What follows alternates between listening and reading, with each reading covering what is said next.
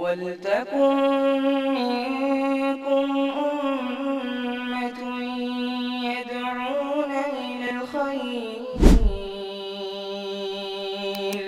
وَيَأْمُرُونَ بِالْمَعْرُوفِ وَيَنْهَوْنَ عَنِ الْمُنكَرِ وَأُولَٰئِكَ هُمُ الْمُفْلِحُونَ. السلام علیکم ورحمۃ اللہ وبرکاتہ۔ ان الحمد للہ نحمده ونستعینه ونستغفره ونعوذ باللہ من شرور انفسنا ومن سیئات اعمالنا من يهده اللہ فلا مضل له ومن يضلل فلا هادی له واشهد ان لا الہ الا اللہ وحدہ لا شریک له وأشهد أن محمدًا عبده ورسوله أما بعد فإن خير الحديث كتاب الله وخير الهدي هدي محمد صلى الله عليه وسلم وشر الأمور محدثاتها وكل محدثة بدعة وكل بدعة ضلالة وكل ضلالة في النار۔ محترم حاضرین، سامعین گرامی، پردہ نشین خواتین اسلام، آج آپ کے سامنے انشاءاللہ سورہ ہود کی چند آیتوں کی تفسیر رکھی جائے گی۔ اللہ رب العالمین سے دعا ہے کہ اللہ تعالی ہمیں کہنے سے زیادہ اور آپ کو سننے سے زیادہ ہم دونوں کو اس کے اوپر عمل کرنے کی توفیق نصیب فرمائے۔ اللہ تعالی فرماتا ہے الف لام را کتاب احکمت آیاتہ ثم فصلت من لدن حکیم خبیر۔ قرآن مجید یہ وہ کتاب ہے جس کی آیتیں محکم ہے۔ محکم کے معنی اس میں کوئی خرابی، کوئی ٹکراؤ اور آیتوں کے اندر کوئی تعارض، کوئی کمی اور کوئی نقص کوئی بھی آدمی نہیں نکال سکتا۔ اس کی آیتیں مضبوط ہیں، اور پھر یہ اللہ حکیم و خبیر کے جانب سے اس کے آیتوں کی تشریح کی گئی ہے۔ اس بات کی اللہ تعبدوا الا اللہ، کہ تم اللہ کے علاوہ کسی کی بھی عبادت مت کرو۔ انی یا اننی لکم منہ نذیر و بشیر، اور اللہ کے نبی جناب محمد رسول اللہ صلی اللہ علیہ وسلم اللہ رب العالمین کی جانب سے نذیر ہیں۔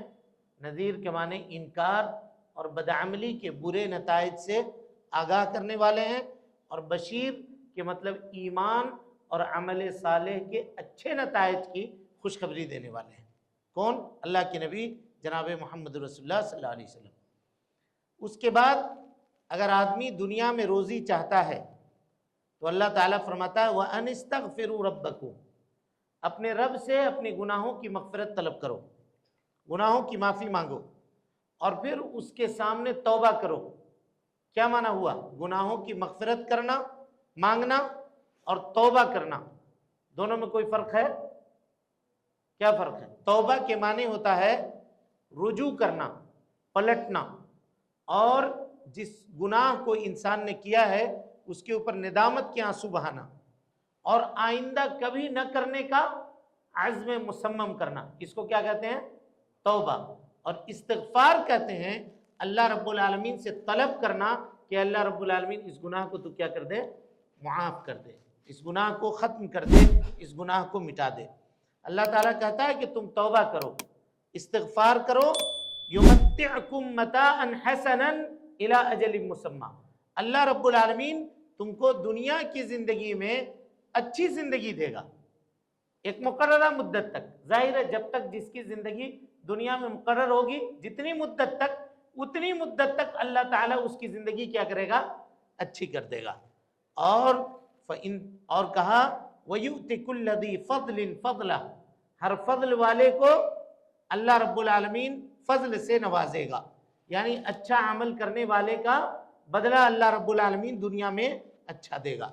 کہا وَإِن تَوَلَّوْا فَإِنِّي أَخَافُ عَلَيْكُمْ عَذَابَ يَوْمٍ كَبِيرٍ، اور اگر تم نے اس سے روگردانی کی تو میں تمہارے اوپر قیامت کے عذاب کے خوف سے قیامت کے عذاب سے خوف کھاتا ہوں اور ڈرتا ہوں کہ اللہ رب العالمین تمہیں قیامت کے دن عذاب سے نہ دوچار کر دے، عذاب سے نہ دوچار کر دے۔ اس کے بعد اللہ تعالیٰ اس آیت کے اندر یہ فرما رہا ہے کہ اللہ رب العالمین تمہارے پوشیدہ چیزوں کو بھی جانتا ہے اور تمہارے ظاہری چیزوں کو بھی جانتا ہے۔ اللہ رب العالمین سے کوئی بھی چیز مخفی اور پوشیدہ نہیں ہے۔ اس کے بعد اللہ تعالیٰ کہتا ہے وَمَا مِن دَابَّةٍ فِي الْأَرْضِ، زمین میں رینگنے والے جتنے بھی جانور ہیں، غور سے اس آیت کو سنیے، کہ جتنے بھی جانور ہیں زمین میں رینگنے والے، چاہے وہ انسان ہو چاہے کوئی اور دوسرے جانور ہوں، جاندار جتنے بھی ہیں جن کے اندر جان ہے، کہ إِلَّا عَلَى اللَّهِ رِزْقُهَا، اللہ رب العالمین کے پاس اس کی روزی ہے۔ اس کی روزی کس کے پاس ہے؟ اللہ رب العالمین کے پاس۔ اس ایک آیت کریمہ میں اللہ رب العالمین نے دنیا کے ایک نظریے کو رد کر دیا۔ وہ نظریہ کیا ہے کہ کچھ لوگوں نے یہ نظریہ دیا تھا کہ زمین کی پیداوار بڑھ رہی ہے، کیسے؟ 1 2 3 اس طرح سے بڑھ رہی ہے، جبکہ انسان کی آبادی بڑھ رہی ہے 2 4 8 12، سمجھ رہے ہیں؟ اس طرح سے بڑھ رہی ہے۔ تو جب آبادی بڑھ جائے گی تو یہ زمین کیا ہو جائے گی؟ چھوٹی ہو جائے گی، اور کھانے پینے کی چیزوں کی اشیاء کی قلت ہو جائے گی، اور لوگ کیا ہو جائیں گے؟ زمین تنگ ہو جانے کی وجہ سے لوگوں کا جینا دشوار ہو جائے گا۔ کیا یہ نظریہ درست ہے اور صحیح ہے؟ بتائیے۔ اور اس نظریے کو بنیاد بنا کر کے لوگوں نے یہ نعرہ دیا کہ انسان کیا کرے؟ پلاننگ کرے، اور پلاننگ کے مطابق فیملی پلاننگ کر کے اپنی زندگی گزارے، کہ یا تو وہ اپنے لیے 1 اولاد چنے یا اپنے لیے 2 اولاد چنے، اور اس سے زیادہ پھر نہ کرے۔ تاریخ گواہ ہے اس بات کے اوپر کہ جس ملک کے اندر اس کو نافذ کیا گیا وہ ملک پورے طور پہ فیلیور ہوا، پورے طور پہ فیلیور ہوگا، کیونکہ یہ نظریہ ہی غلط ہے۔ اللہ رب العالمین نے جب روزی کا ذمہ اپنے سر رکھا ہے تو اللہ تعالیٰ روزی ضرور نازل کرے گا۔ اب آپ غور کیجئے، تصور کیجئے، دنیا میں ایسے بھی لوگ موجود ہیں، ایک زمانہ تھا جب 5 سے 6 روپیہ میں ایک سائیکل ملتی تھی، ہے کہ نہیں؟ اس وقت سب کے پاس سائیکل نہیں تھی، سب کے پاس سائیکل نہیں تھی، لیکن دھیرے دھیرے جب نسل آگے بڑھی تو آج وہ لوگ 50 لاکھ 60 لاکھ روپے کے کار کے مالک ہیں، اور ایک ایک نہیں 4 کار ہیں ان کے گھروں میں۔ کمانے والا تنہا ایک اکیلا آدمی تھا تو ظاہر ہے پریشانی تھی، لیکن آگے چل کر کے جب نسل بڑھی اور بچوں نے کمانا شروع کیا تو گھر کے اندر دولت آئی۔ ہر آدمی اپنی روزی لے کر کے آتا ہے، لہذا انسان کو چاہیے کہ وہ اللہ رب العالمین کے اوپر کیا کرے؟ بھروسہ رکھے۔ اللہ تعالیٰ کہتا ہے وَمَا مِن دَابَّةٍ فِي الْأَرْضِ إِلَّا عَلَى اللَّهِ رِزْقُهَا، رزق کی فکر کسی کو کرنے کی ضرورت نہیں ہے، کسی کو بھی رزق کی فکر کرنے کی ضرورت نہیں ہے۔ اللہ تعالیٰ روزی اگر ہماری مقدر میں ہماری تقدیر میں لکھا ہے تو وہ روزی پورا کیے بغیر ہم دنیا سے کبھی نہیں جائیں گے، کبھی نہیں جائیں گے۔ اس سلسلے میں ایک واقعہ بیان کیا جاتا ہے، کہا کہ ایک آدمی رات کو کہیں چل کے جا رہا تھا، اندھیری رات تھی، ایک کنواں تھا، وہ کنویں میں گر گیا، وہ رات کو جا رہا تھا کنویں میں گر گیا۔ صبح جب ہوئی تو لوگوں نے دیکھا کہ کنویں میں ایک آدمی گرا ہوا ہے، اس کو نکالا، وہاں سے باہر نکالا تو بیچارہ سردی سے کانپ رہا تھا، تو کسی نے اس کو پینے کے لیے گرم دودھ لا کر کے ایک پیالہ دیا کہ تم یہ دودھ پیو ذرا، ہو سکتا ہے تم کو ٹھیک لگے۔ تو پیا اس نے تو اس کی طبیعت بحال ہو گئی، ٹھیک ہوا۔ تو کہا کہ گرے کیسے؟ پوچھا اس سے کہ کیسے گرے؟ تو وہ بتانے لگا کہ میں ایسے چل کے جا رہا تھا، گرا اور پھر گرا، پھر کیا ہو گیا؟ کنویں میں دوبارہ گرا، اور اب جب گرا تو پھر زندہ واپس نہیں آیا۔ کہا دنیا سے یہی ایک پیالہ دودھ اس کا باقی تھا، یہ مکمل ہونا باقی تھا، رات بھر گر کر کے کنویں میں پڑا رہا، اس کی موت نہیں آئی، اور اس کے بعد جب گرا دوبارہ تو فوراً وہ کیا ہوا؟ لوگوں کی نگاہوں کے سامنے دنیا سے چل گیا۔ جب تک آدمی اپنی روزی اس دنیا میں مکمل نہ کر لے تب تک اس کو موت آنے والی نہیں ہے۔ تب رہا کہ کوئی آدمی یہ کہے کہ ہم ہاتھ پہ ہاتھ دھرے بیٹھے رہیں، اللہ رب العالمین کو جو روزی دینی ہوگی وہ میرے گھر لا کر کے دے دے گا، تو ایسا نہیں ہوتا ہے۔ دنیا اسباب کے اوپر قائم ہے، انسان کو سبب اختیار کرنا پڑے گا، جو مشروع اور جائز سبب اللہ رب العالمین نے روزی کمانے کے لیے مقرر کیا ہے، انسان کو وہ اختیار کرنا پڑے گا اور اللہ رب العالمین کے اوپر توکل اور بھروسہ رکھنا پڑے گا۔ اللہ رب العالمین اس کو کبھی بھی بھوکا پیٹ نہیں سلائے گا، اس کو ضرور روزی دے گا۔ کیوں کہ اللہ تعالیٰ نے روزی کی ذمہ داری لی ہے۔ لیکن ابھی ایک سوال ہے کہ جب اللہ نے روزی کی ذمہ داری لی ہے تو بہت سارے لوگ قحط سے کیوں مر جاتے ہیں، بھوک سے کیوں مر جاتے ہیں؟ کتنے ایسے ملک ہیں جہاں لوگ بھوک مری کے شکار ہیں اور مر جاتے ہیں بغیر کھائے پیے۔ تب کیا کہیے گا؟ کیا کہیے گا؟ اس کا کیا جواب ہے؟ اس کا جواب حدیث میں نبی صلی اللہ علیہ وسلم نے دیا، کہا انسان اپنے گناہوں کی وجہ سے اس کی روزی روک لی جاتی ہے۔ انسان کے گناہ کی وجہ سے اللہ رب العالمین یحرم الرزق لذنب یصیبہ، کہتے ہیں ایک گناہ جو انسان کرتا ہے اس سے وہ اللہ رب العالمین اس کی روزی کیا کرتا ہے؟ روک لیتا ہے۔ اگر ابھی آگے کہا نا کہ تم توبہ کرو، استغفار کرو، ہم تمہاری زندگی دنیا کی کیا کر دیں گے؟ بہتر کر دیں گے اور خوب سکون اور چین کے ساتھ تم زندگی گزارو گے۔ لیکن اگر تم نے توبہ نہیں کی، استغفار نہیں کیا، گناہ کیا، تو کیا ہو جاؤ گے؟ اللہ تعالیٰ کی نعمتوں سے محروم ہو جاؤ۔ اور اس کی ایک مثال لیجئے، زندہ مثال۔ حضرت آدم علیہ السلام کہاں تھے؟ جنت میں تھے۔ کوئی فکر تھی؟ کہا کہ جاؤ جو پھل کھانا ہے، جہاں کھانا ہے کھاؤ پیو آرام سے رہو، بس سوائے اس درخت کے اس کے قریب مت جانا، اس کے قریب مت جانا۔ لیکن ایک گناہ کیا ہوا کہ اللہ رب العالمین نے جنت جیسی پوری نعمت سے کیا کیا؟ ان کو محروم کر دیا، پوری نعمت سے محروم کر دیا۔ سمجھ میں آ رہی بات؟ تو جب اس گناہ سے ہمارے باپ حضرت آدم علیہ السلام محروم کیے جا سکتے ہیں، ابلیس سردار تھا نہیں، ہاں اس کو ایک اعلیٰ مقام اور مرتبہ حاصل تھا، اللہ رب العالمین کی عبادت میں بہت بڑھا ہوا تھا، لیکن اس نے اللہ تعالیٰ کی نافرمانی کی، اس کے منصب سے اس کو معزول کر دیا گیا اور قیامت تک کے لیے اس کے اوپر لعنت برسنے لگی اور وہ اللہ رب العالمین کی درگاہ سے بھگا دیا گیا۔ تو انسان جو گناہ کرتا ہے، گناہوں کے سبب روزی سے محروم ہوتا ہے، اپنے رزق سے محروم ہوتا ہے۔ جو بھی مصیبتیں اس کو دنیا کے اندر لاحق ہوتی ہیں وہ اس کے گناہوں کے اور اس کے برائیوں کے پاداش میں اللہ رب العالمین اس کو دیتا ہے۔ کیوں؟ تاکہ وہ پلٹ آئے، تاکہ وہ واپس لوٹے۔ اللہ کہتا ہے وَيَعْلَمُ مُسْتَقَرَّهَا، اللہ رب العالمین دنیا میں وہ کہاں ٹھہرا ہے اس کے ٹھکانے کو جانتا ہے۔ اللہ اکبر۔ جان لیجئے چوٹی کو اللہ تعالیٰ اس کے بل میں روزی دیتا ہے، سمندر کے مچھلیوں کو پانی کے نیچے روزی دیتا ہے، دیتا ہے نہیں دیتا؟ ہوا میں اڑنے والے کیڑے مکوڑے ہیں ان کو اللہ رب العالمین وہاں روزی دیتا ہے۔ کہا یعلم مستقرها، مستقر کہتے ہیں جہاں آدمی ٹھہرے، ومستودعها، اور مستودع کہتے ہیں قبر کو، کہاں آدمی دفن کیا جائے گا اللہ رب العالمین اس کو بھی جانتا ہے۔ اور انسان کی موت اسی جگہ پر آئے گی جہاں اللہ رب العالمین نے اس کی موت مقرر کر دی ہے، اسی جگہ پر، اس سے کہیں دوسری جگہ پہ وہ مر نہیں سکتا ہے۔ جہاں اس کی جگہ متعین ہے اسی جگہ پر وہ آدمی دفن کیا جائے گا اور اسی جگہ پر وہ آدمی مرے گا۔ اللہ رب کل فی کتاب مبین، اللہ تعالیٰ کہتا ہے کہ یہ ساری چیزیں لوح محفوظ کے اندر لکھ کر کے اللہ تعالیٰ نے رکھ دی ہے۔ اس کے بعد اللہ رب العالمین نے قرآن مجید کے ذریعے سے چیلنج کیا کفار مشرکین کو۔ کیا چیلنج کیا؟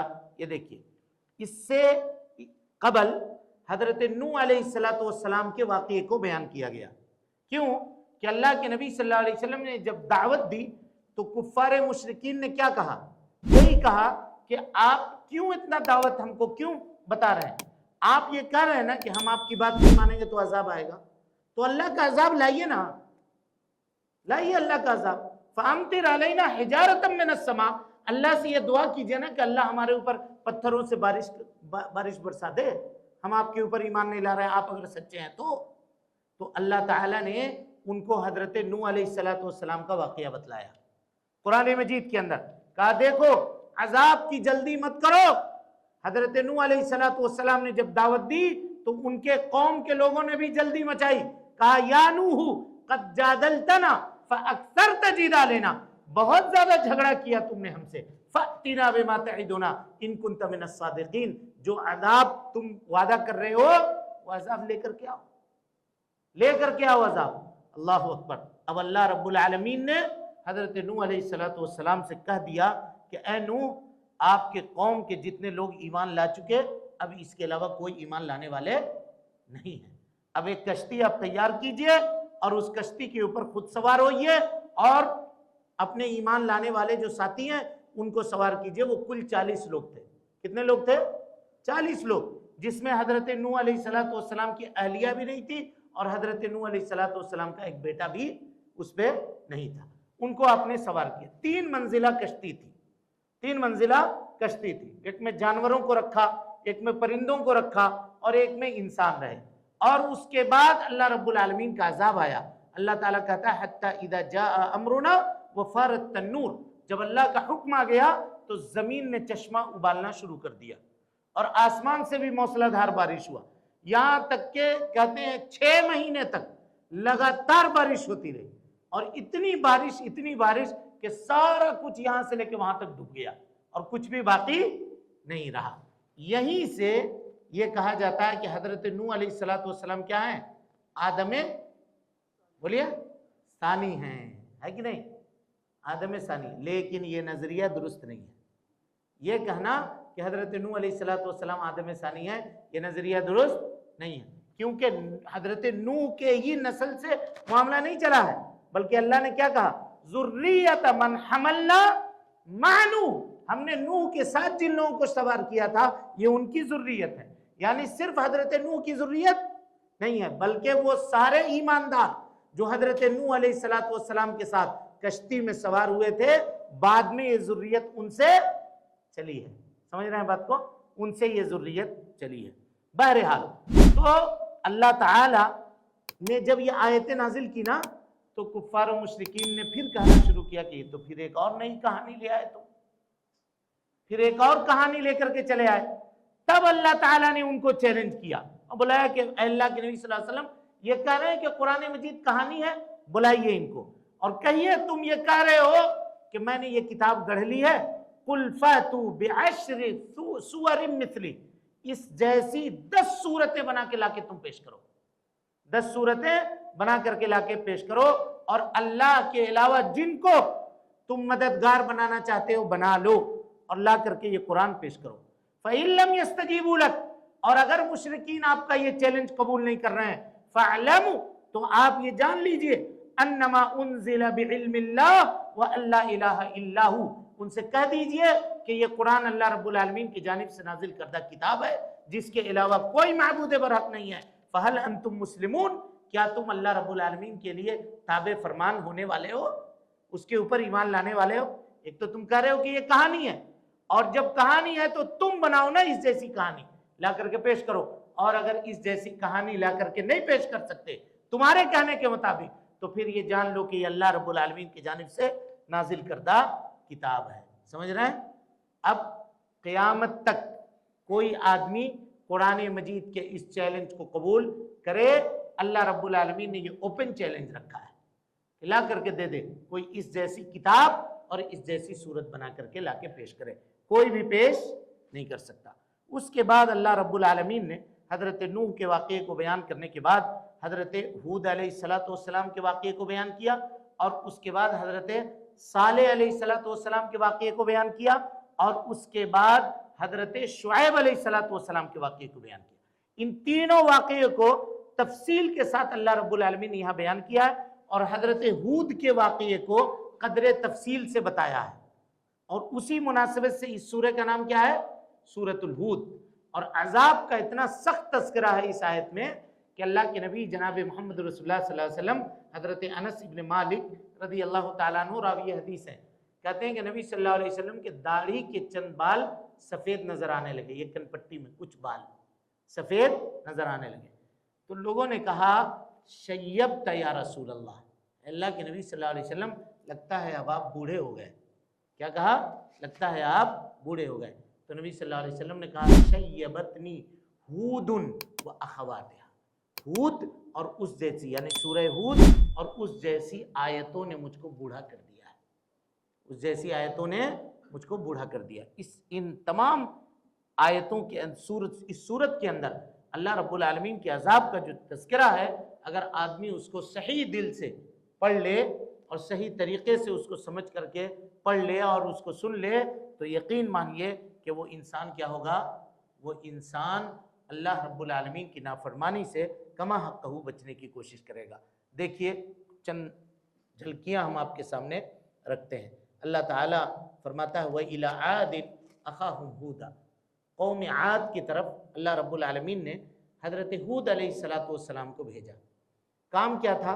فقال یا قوم اعبدوا اللہ ما لکم من الہ غیرہ۔ حضرت ہود علیہ السلام نے دعوت کا آغاز کس سے کیا؟ توحید سے۔ اس سے یہ پتہ چلا کہ دنیا میں اگر کوئی آدمی سدھار چاہتا ہے تو دعوت کا آغاز کہاں سے کرنا پڑے گا؟ توحید سے۔ آج لوگ یہ کہتے ہیں کہ توحید مت بیان کرو، توحید اگر بیان کرو گے تو جھگڑا ہو جائے گا۔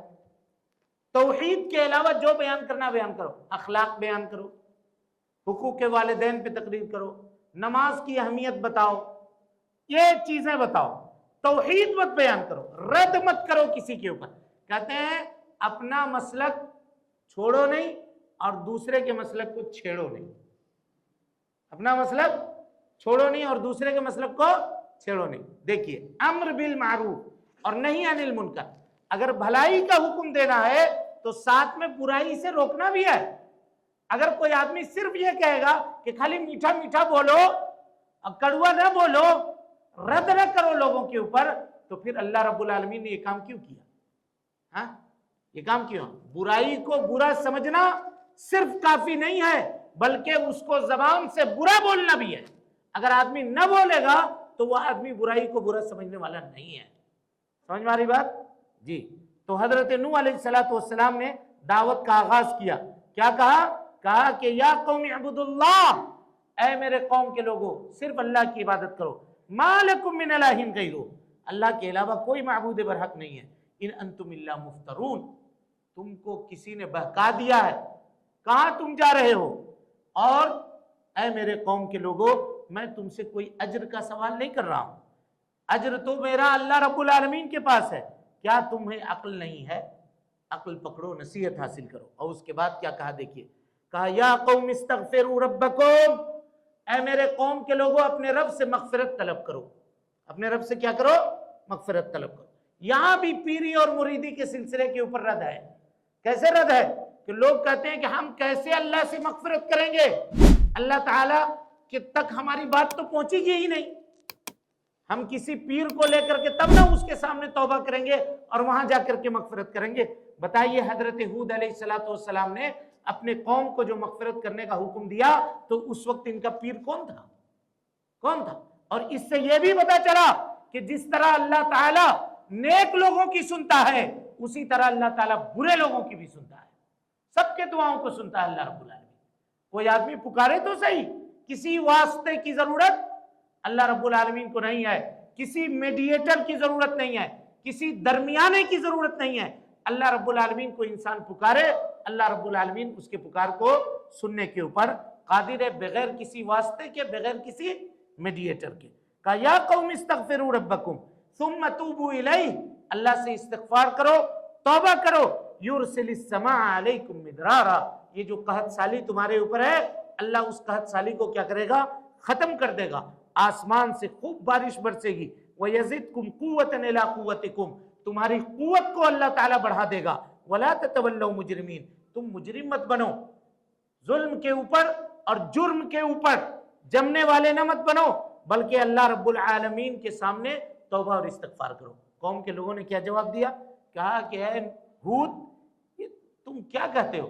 کیا تمہارے کہنے سے ہم اپنے معبودان باطلہ کو چھوڑ دیں گے؟ ہم ایسا نہیں کریں گے۔ اللہ رب العالمین نے عذاب سے ان کو پکڑا اور ان کو نیست و نابود دنیا سے مٹا کر کے رکھ دیا۔ اس کے بعد اللہ رب العالمین نے حضرت شعیب علیہ السلام کے واقعے کا ذکر کیا ہے۔ یہ وہ قوم ہے حضرت شعیب علیہ السلام کی، یہ کیا کرتی تھی؟ ناپ تول میں کمی کرتی تھی۔ کیا کرتی تھی؟ اس کا جرم کیا تھا؟ ناپ تول میں یہ کمی کرتی تھی، جب کسی کو دیتی تو ڈنڈی مار لیتی، اور یہ قوم جب کسی سے لیتی تو بھرپور ناپ کر کے لیا کرتی تھی۔ حضرت شعیب علیہ السلام نے ان کو منع کیا، یہ کام مت کرو۔ تو جانتے ہیں قوم والوں نے کیا جواب دیا؟ قوم والوں نے جواب دیا، یا شعیب، اے شعیب، اصلاتک تأمرک ان نترک ما یعبد آباؤنا، کیا تمہاری نماز نے تم کو بگاڑ دیا ہے؟ اللہ اکبر، دیکھیے، تمہاری نماز نے تم کو بگاڑ دیا ہے، یعنی تم جو نماز پڑھ رہے ہو، کیا نماز کی وجہ سے تم یہ کہہ رہے ہو کہ معبودان باطلہ کو چھوڑ دو، ترک کر دو؟ اس سے یہ پتا چلا کہ برائیوں سے روکنے والی چیز کیا ہے؟ نماز ہے۔ اور اگر ہم نماز پڑھ رہے ہیں اور برائی سے نہیں رک رہے ہیں تو ہم کو اپنی نماز کا کیا کرنا چاہیے؟ جائزہ لینی چاہیے، دیکھنی چاہیے۔ حضرت شعیب کے قوم کو یہ بات سمجھ میں آ گئی کہ نماز انسان کو برائی سے کیا کرتی ہے؟ روکتی ہے، برائی سے روکتی ہے۔ کہا کہ اور آپ کیوں منع کر رہے ہیں؟ مال ہمارا ہے، ہم جیسے چاہے بیچے، پیسہ پورا لیں کم دیں، آپ کو اس سے کیا دقت ہے؟ نماز پڑھ پڑھ کے آپ بدل رہے ہیں، کاہے کو نماز پڑھتے ہیں جو آپ کو ان چیزوں سے روک رہی ہے؟ قوم نصیحت کر رہی ہے۔ قوم حضرت شعیب نے کہا کہ دیکھو بھائی، ہم تمہاری اصلاح چاہتے ہیں اور کچھ بھی نہیں چاہتے، ہم یہ نہیں چاہتے کہ تم ہمیں مال دو، تم ہمیں دولت دو، ہم چاہتے ہیں کہ تم سدھرو، اللہ کے سامنے اللہ سے معافی مانگو۔ لیکن قوم کے لوگوں نے معافی نہیں مانگی۔ اللہ رب العالمین نے ان کو کیا کیا؟ ہلاک و برباد کر دیا۔ ایک چیخ کے ذریعے سے یہ پورے کی پوری قوم کیا کر دی گئی؟ ہلاک و برباد کر دی گئی۔ اور اس کے بعد حضرت لوط علیہ السلام کا تذکرہ ہے، اور پھر اللہ رب العالمین نے ظالم لوگوں کا ساتھ دینے سے منع فرمایا ہے۔ کہا کہ ایک چیز ہے کہ انسان ظلم نہ کرے، اور ایک چیز ہے کہ ظلم دیکھ کر کے کیا کر رہا ہے؟ وہ ظالم کا ہاتھ نہیں روک رہا ہے۔ تو دونوں صورتوں میں انسان کیا ہوگا؟ ظالم ہوگا، گنہگار ہوگا۔ کوئی بھی آدمی اگر ظلم کر رہا ہے تو ظلم کو دیکھ کر کے روکنا ہے، اس کو کیا کرنا ہے؟ منع کرنا ہے۔ وَلَا تَرْكَنُوا إِلَى الَّذِينَ ظَلَمُوا، ظلم کرنے والوں کا ساتھ نہیں دینا چاہیے، اور اگر کوئی ساتھ دیتا ہے تو فَتَمَسَّكُمُ النَّارُ، اللہ تعالیٰ کہتا ہے کہ آگ تمہیں بھی پہنچے گا۔ اور اس کے بعد اللہ نے کہا اقیم الصلاۃ، نماز قائم کرو دن کے دونوں کناروں میں، رات کے درمیانی حصے میں۔ کیوں؟ اس لیے کہ ان الحسنات، نیکیاں، یذہبن السیئات، برائیوں کو مٹا دیتی ہیں۔ نیکیاں کیا کرتی ہیں؟ برائیوں کو مٹا دیتی ہیں۔ اس سے کیا پتہ چلا؟ اس سے پتہ یہ چلا کہ اگر ہمارے نامہ اعمال میں ثواب لکھا جا رہا ہے تو اللہ تعالی ہم کو برائی کی توفیق نہیں دے گا۔ حافظ ابن کثیر رحمۃ اللہ، بس بات ختم کر رہا ہے، حافظ ابن کثیر رحمۃ اللہ علیہ کہتے ہیں کہ اگر کسی کو یہ دیکھنا ہو کہ اس کی عبادت قبول ہو رہی ہے یا نہیں ہو رہی ہے تو یہ آیت کسوٹی ہے۔ کیسے؟ اگر نیکی کرنے کے بعد نیکی کی توفیق اس کو لگاتار ہو رہی ہے تو اس کو یہ سمجھنا چاہیے کہ اللہ نے اس کی عبادت کو قبول کر لیا ہے، اور اگر نیکی کرنے کے بعد نیکی کی توفیق اس کو نہیں ہو رہی ہے تو اب اس کو سمجھنا چاہیے کہ اس کی عبادت قابل قبول نہیں ہوئی۔ اب یہ رمضان کا روزہ ہمارا قابل قبول ہوا یا نہیں ہوا، تراویح کی نمازیں ہماری قابل قبول ہوئی یا نہیں ہوئی، اس کے جاننے کا کیا طریقہ ہے؟ ہاں، رمضان کے بعد بھی اگر ہم کو عبادت کی توفیق ہو رہی ہے تو سمجھیے کہ رمضان ہمارا اچھا گیا، قبول ہوا، اور اگر نہیں پھر وہی رفتار بے ڈھنگی جو پہلے تھی وہ پھر شروع ہو گئی، روزہ رکھنے کے باوجود، عبادت کرنے کے باوجود، تو پھر ایک اور دوسرے رمضان کا انتظار کرنا چاہیے، اور اللہ رب العالمین سے یہ دعا کرنی چاہیے کہ اللہ تعالی ہم کو آئندہ رمضان تک دوبارہ کیا کرے؟ زندہ رکھے۔ اور یہی حال تمام عبادتوں کا ہے، یہی حال حج کر کے آیا آدمی اور حج کرنے کے بعد کی زندگی حج کرنے سے پہلے کی زندگی سے تبدیل نہیں ہے تو اس کو سمجھنا چاہیے کہ اس کی وہ عبادت کو اللہ تعالیٰ نے قبول نہیں کیا، کیونکہ اللہ کہتا ہے ان الحسنات، جب نیکیاں آتی ہیں، یذہبن السیئات، تو برائیاں ختم ہو جاتی ہیں، برائیوں کو اللہ تعالیٰ مٹا دیتا ہے۔ اللہ رب العالمین سے دعا ہے کہ اللہ تعالیٰ ہمیں اور آپ کو حسن عمل کی توفیق دے، ہم سب کی اصلاح فرمائے، نیکیوں کو قبول کرے، سیئات سے درگزر فرمائے، جب تک زندہ رکھے دین اسلام پہ زندہ رکھے، اور جب اٹھائے ایمان پہ اٹھائے۔ آمین وآخر دعوانا ان الحمدللہ رب العالمین۔ سامعین و ناظرین، آپ تمام حضرات سے گزارش ہے کہ مرکزی جامع مسجد کے خطبات اور دروس کو اگر آپ سننا چاہتے ہیں تو اس چینل کو آپ لائک کریں، اس کو سبسکرائب کریں اور اس کو لوگوں تک پھیلانے کی کوشش کریں۔ اللہ رب العالمین ہم سب کی نیکیوں کو قبول کرے۔ وجزاکم اللہ خیرا۔